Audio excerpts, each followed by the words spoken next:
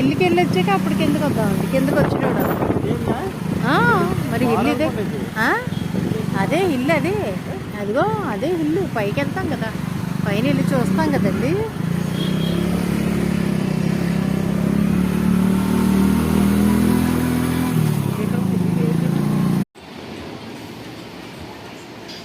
పురుగులు ఉన్నట్టున్నారు పైనుంచి చూస్తే. ఇదంతా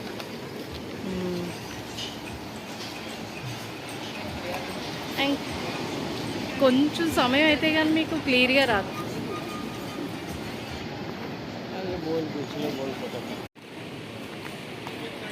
అబ్బా చాలా బాగుంది ఇయ్యు.